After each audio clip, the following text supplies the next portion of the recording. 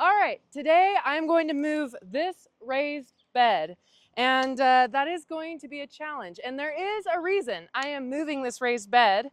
I'm prepping my vegetable garden to get planted, and I don't know if you can see, but this ash tree behind me, this 35-year-old ash tree, is monstrous, and I'm so lucky to have an ash tree in spite of emerald ash borer sweeping through our country.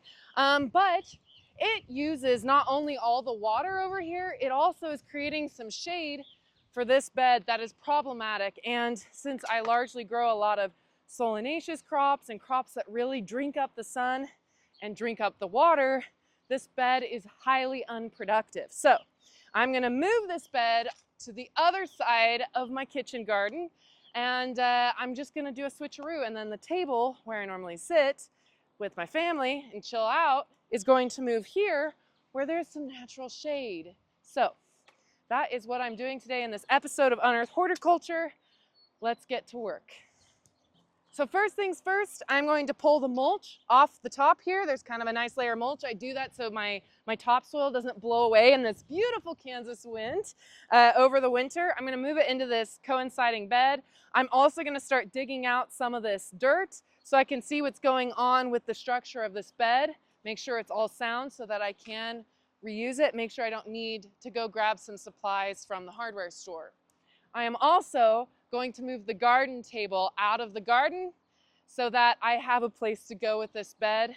And yeah, just gonna get going here. So what I've discovered in digging out this bed is that I really am not gonna be able to reuse this wood. Even the stakes, the way this bed is built, there are two squares of this cedar, this 2x6 cedar, and then there are corner stakes that are holding these layers together. But like, as you can see here, these stakes have lost their viability, and actually these beds are about 15 years old, and I feel like for the amount of work I'm putting into this, it would behoove me to start with fresh lumber so I get another 15 years where I don't have to do this process again.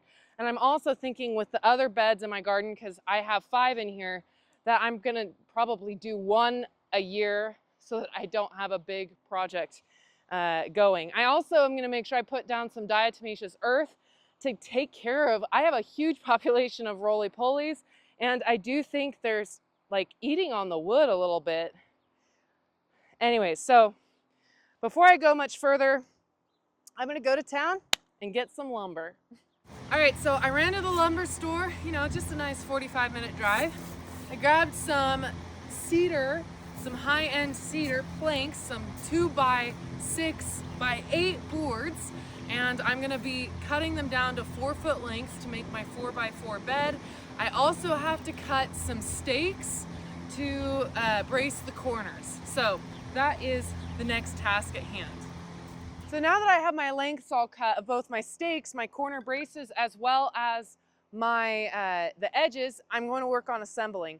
And the way I'm going to do that is I'm going to assemble in layers. I'm going to create 2 boxes out of these, and then I'm going to use these corner braces to make sure that it's all level. So this is going to be a lot of fussy work before then I'm going to clean the gravel away and actually put the bed in place. Now that I have the pea gravel mostly cleaned up here, I knew I wasn't gonna get this perfect. I'm not a perfectionist girl here. And I have my squares put together. It's time for measuring, leveling, all that jazz. And again, I know I'm not gonna get it perfect, and that's okay. As long as it's visually adequate and my soil doesn't come out of my beds, I'm happy. And voila, just like that, I have a 4x4 raised bed. And like I promised, it is by no means perfect, but it's gonna hold some beautiful tomatoes this summer.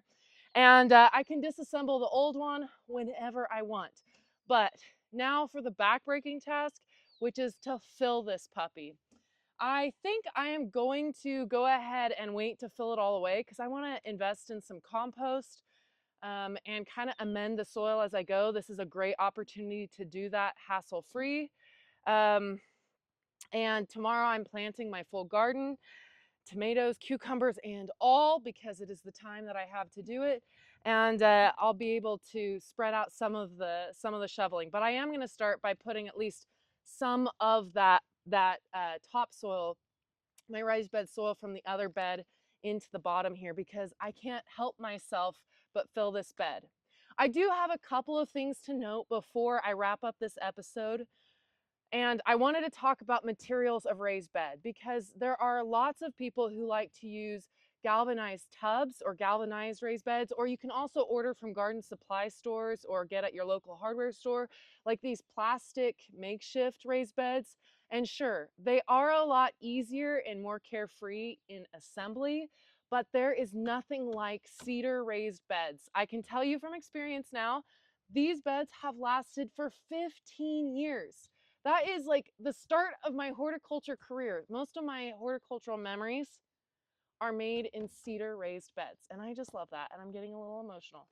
Anyways, if you want loads of memories and wonderful raised bed gardening experience, invest in cedar raised beds, because they do not fry your roots like galvanized metal tubs do, or black plastic or black rubber tubs do.